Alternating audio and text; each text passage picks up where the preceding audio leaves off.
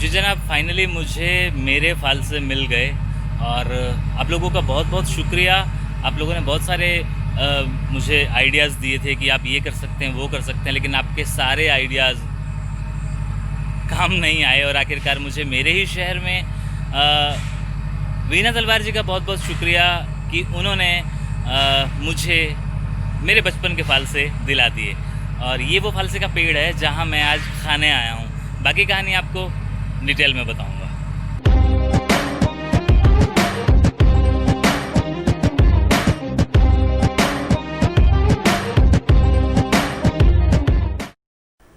शायद बहुत सारे लोग समझ गए होंगे टाइटल देख के कि मैं अब मुझे ये कहने की क्या ज़रूरत है कि जानते हैं आप क्या खा रहा हूँ मैं। ये जनाब फालसे हैं।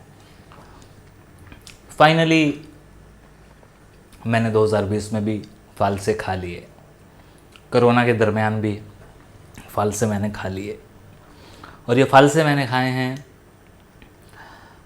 वीना तलवार जी के परिवार की तरफ से।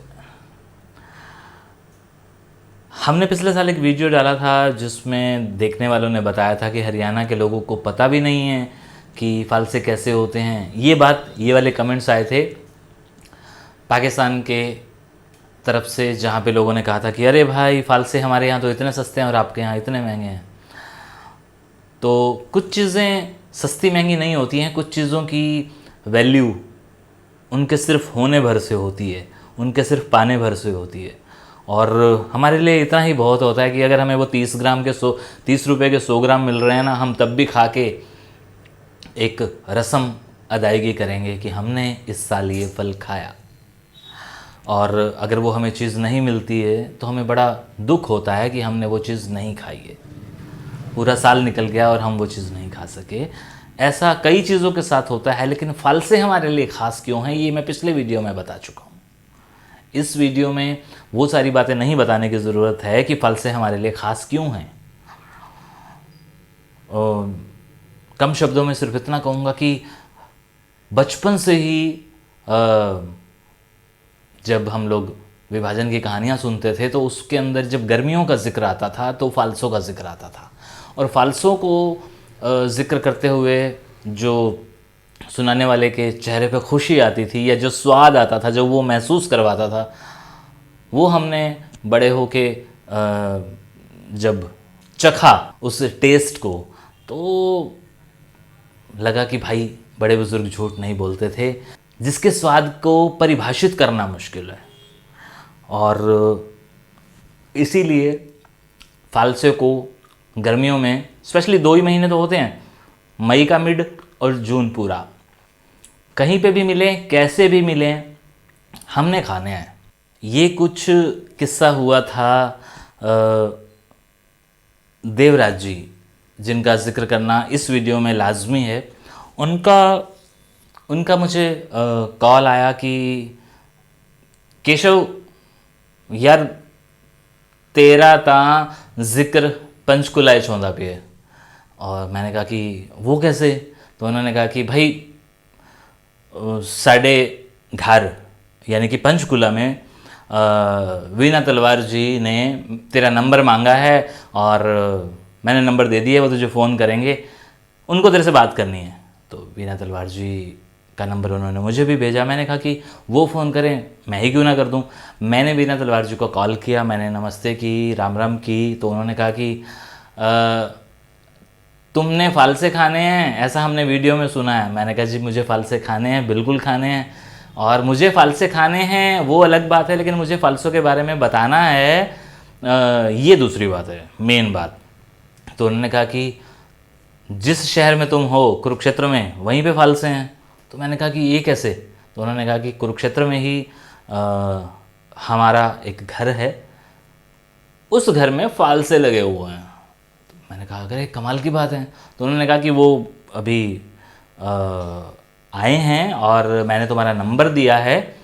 वो ये कह रहे थे कि केशव को कह दीजिए वो अपना एड्रेस भेज दे तो हम फालसे भेज देंगे। तो मैंने कहा कि नहीं नहीं नहीं, उन्हें कहिए कि मुझे फालसे मत भेजें, मैं खुद फालसे खाने आऊँगा। तो इस तरह से मुझे फालसे खाने को मिले। आखिरकार मैं वहाँ पहुँचा, जहाँ मैं पहुँचा मुझे नहीं लगता वो सारी डिटेल मैं आपको दूँ।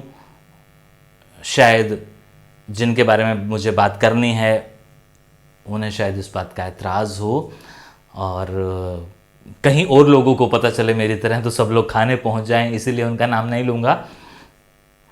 तो उन्होंने मुझे कहा कि हमने आपके लिए फालसे तोड़ के रखे हुए हैं। मेरे पहुंचने के बाद जब उन्होंने कहा और मैंने देखा कि इतने सारे फालसे, तो मैंने कहा कि ये सब तो छोड़िए, मुझे फालसे दिखाइए ना, लगे कहाँ हुए हैं। और उन्होंने मुझे फालसे के पेड़ नहीं कहूँगा, बहुत ज़्यादा बड़े नहीं थे, लेकिन पौधे भी नहीं कहूँगा क्योंकि वो बहुत ज़्यादा छोटे भी नहीं थे।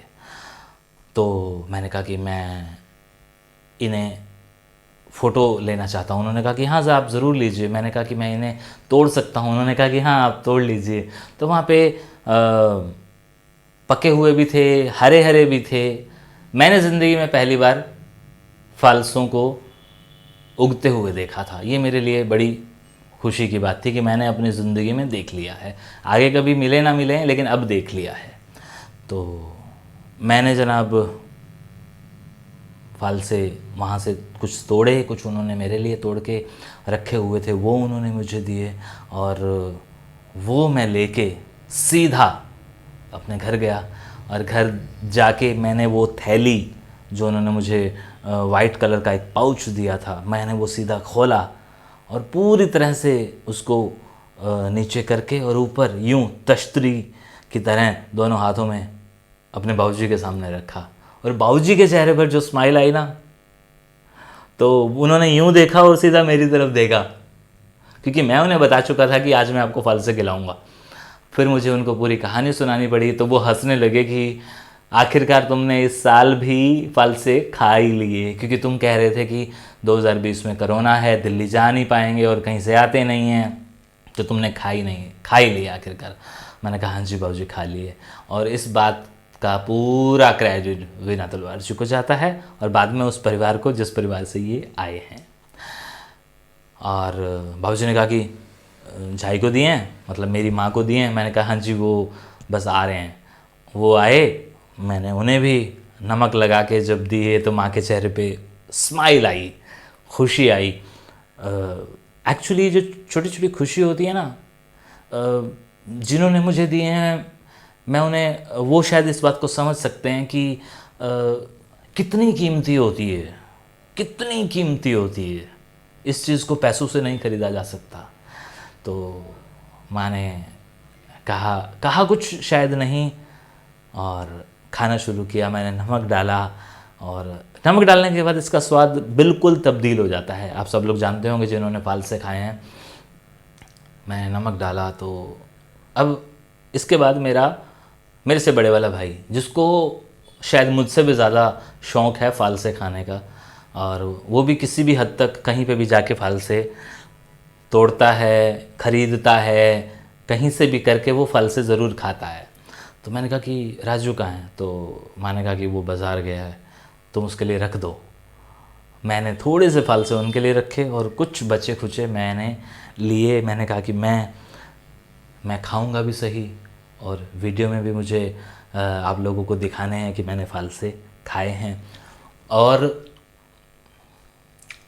मैंने अपने एक मित्र को भी फ़ोन किया जो भावलपुर से हैं, जिनके बुज़ुर्ग, मैंने उसको कहा कि मैं यहाँ ऑफिस में बैठा हूँ, तो तुम आ जाओ फालसे खाने हैं। तो बंदा भागा भागा आया, फालसे खाए और वो गया। बट उसने कहा कि यार क्या स्वाद है ये, क्या इसका स्वाद, क्या किसके साथ कंपेयर करें? तो वाकई में इसका स्वाद हम किसी के साथ कंपेयर नहीं कर सकते।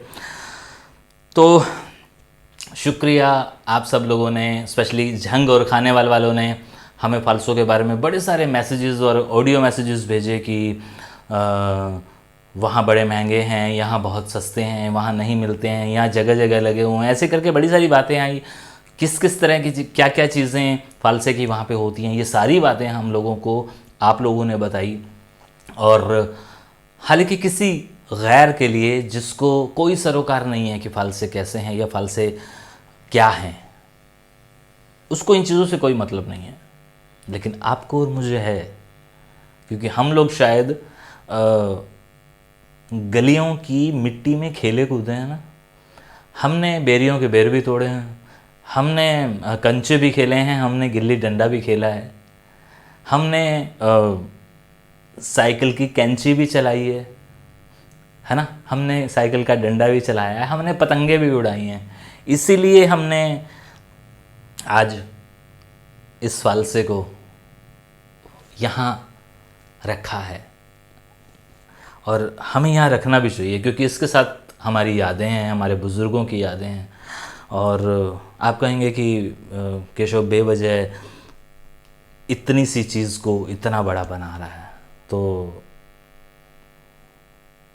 बनाना चाहिए, बनाना ज़रूरी भी है। बस बाकी तो आप जानते ही हैं कि ये सारी भावनाएं हैं हमारी दिल की, ये सारे इमोशंस हैं जिसकी वजह से हम और आप एक दूसरे से जुड़े हुए हैं। और जिन लोगों ने मुझे यहाँ पे रहते हुए, कई लोगों ने मुझे ये भी कहा कि आज़ादपुर मंडी में आए हुए हैं, हम आपको भेज देते हैं। और दिल्ली से हमारे कई लोगों ने हमें कहा कि आज हमने यहाँ देखा, या आज हमने यहाँ देखा रेडी वाला, तो हम आपको कैसे भेजें। उन सब का बहुत बहुत शुक्रिया। आप सब वो लोगों ने मुझे उंगली लगाई और आखिरकार मैंने फालसों को फिर से पा लिया और खा लिया। शुक्रिया। राम राम, नमस्ते केशु भाई, क्या हाल है थोड़े? ठीक हो? मैं नवीद गल करेंदा पिया, हाँ तुलंबा पाकिस्तान तो। मैं थोड़ी वीडियो वेखी है उहदे विच अपना फालसियां वाली, मतलब थोड़ी जी वेख के हैरानी तो इस गल तो हुई है कि इंडिया च बहुत घट लोगों को पता है फालसे के बारे च ना। तो मतलब दूसरा ये है कि प्राइस तुसां उहदी जिहड़ी दस्सी है कि काफ़ी महंगी है भी, 100 ग्राम भी काफ़ी महंगी है भी। तो इत्थे साढ़े मतलब इहदी प्रोडक्शन वैसे जिहड़ी होंदी है ना, अजकल तो फुल सीजन चलदा पिया है ना इहदा फालसे दा। मई जून च इहदा पीक सीजन होंदा है इहदे। ते प्रोडक्शन इहदी होंदी है मुल्तान च ढेर सारी, बहुत ज़्यादा प्रोडक्शन होंदी है मुल्तान च, ढेर सारी होंदी है उहदे।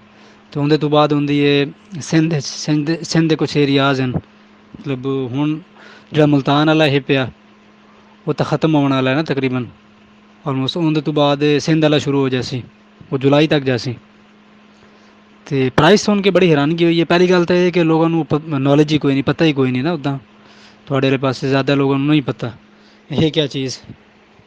तो अस तो बचपन तो ज़रा साढ़े इस इलाके जिला खानेवाल अंब बहुत ज़्यादा है, तो फालसा ये प्रोडक्शन ज़्यादा होंदी है ना इधर, अमरूद अंब तो फालसा। तो अस तो बचपन तो वेखते पे हैं कि ना भी बहुत ज़्यादा प्रोडक्शन होंदी है इहदी। तो बाकी मतलब अस तो बचपन तो फैमिलियर हैं इहदे नाल, शरबत बनता है या वैसे कच्चे खाते हैं जो भी है। तो बाकी जेह्ड़े तुहाडे पुरखे इत्थों गए हुए हैं सारे पाकिस्तान चों पंजाब चों, वो इत्थै खांदे उस पार्टीशन तो पहले, उन्होंने नॉलेज है या उन्होंने पता है या उन्हें तुहानूं इस चीज़ के बारे दस्सेआ है। तो बाकी इत्थां मतलब काफ़ी ज़्यादा है पे प्रोडक्शन। और जी थोड़ी प्राइस मैं सुन के बड़ा हैरान होया कि 40 मतलब 100 ग्राम काफ़ी ज़्यादा प्राइस है थोड़े को ना। तो थोड़ी तो करंसी भी साढ़े तो हाई करंसी है पई, साड़ी तो करंसी भी लो है पाकिस्तान साढ़े तकरीबन इतने हूँ मियाँ चन्नू तुलंबे रेहड़ियाँ भरियाँ पई हैं। तो 70 रुपये किलो, 80 रुपये किलो। कल मैं मियाँ चन्नू गया हूँ, तो रिहाइश तो मेरी तुलंबे मतलब साड़ी तहसील मियाँ चन्नू है ना। कल मैं उत्थे कचहरी गया हूँ कम, तो उत्थों मैं लैके आया कचहरी के बाहर वाली साइड पर है पई मंडी, फ्रूट मंडी फ्रूट मार्केट, उत्थे जनाब वो 70 रुपये किलो 80 रुपये किलो विकते पे हैं बिल्कुल। साड़ी करंसी भी लो है थोड़े तो, मतलब उस हिसाब नाल वेखा जाए तो साढ़े तो बड़ा सस्ता है, क्योंकि प्रोडक्शन इतने काफ़ी ज़्यादा है पे। तो यूज़ भी काफ़ी ज़्यादा है। टंपरेचर जो साढ़े इतने अज है पिया तुलंबे 44 है, 44 45 तकरीबन अग लगी खड़ी है। तो जो मुल्तान का टंपरेचर साढ़े तो भी ज़्यादा है, तो उत्थे इस चीज़ का इस्तेमाल भी ज़्यादा है ना। तो तां पर मैं आता पिया हूँ कि साढ़े इतने प्रोडक्शन भी बहुत ज़्यादा है, बच्चा बच्चा फैमिलियर है नाल। तो दूसरी गल है कि इस्तेमाल भी काफ़ी ज़्यादा है इंदा।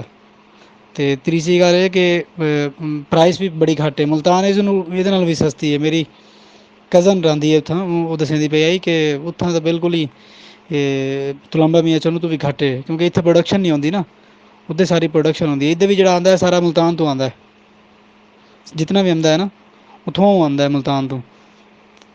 ਤੇ ਉਹ ਜਿਹੜਾ ਇਹ ਪਿਆ ਮੁਲਤਾਨ ਗਰਮੀ ਵੀ ਜ਼ਿਆਦਾ ਹੈ ਤੇ ਉੱਥੇ ਦੀ ਪ੍ਰਾਈਸ ਵੀ ਕਾਫੀ ਘੱਟ ਹੈ। ਬਾਕੀ ਬੜਾ ਅੱਛਾ ਲੱਗਿਆ ਤੁਹਾਡਾ ਵੀਡੀਓ ਵੇਖ ਕੇ।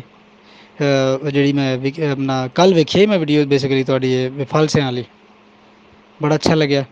ਕਾਫੀ ਤੁਸੀਂ ਉਹਦੇ 'ਚ ਡਿਸਕਸ ਕੀਤਾ, ਲੇਕਿਨ ਦੋ ਤਿੰਨ ਚੀਜ਼ਾਂ ਜਿਹੜੀਆਂ ਹਨ ਮੈਂ ਕਿਹਾ ਤੁਹਾਨੂੰ ਕਲੀਅਰ ਕਰਾਂ ਕਿ ਸਾਡੇ ਇੱਥੇ ਤਾਂ ਪ੍ਰੋਡਕਸ਼ਨ ਬਹੁਤ ਜ਼ਿਆਦਾ ਹੈ ਔਰ ਪ੍ਰਾਈਸ ਵੀ ਕਾਫੀ ਲੋ ਹਨ ਪਏ ਇਹਦੇ।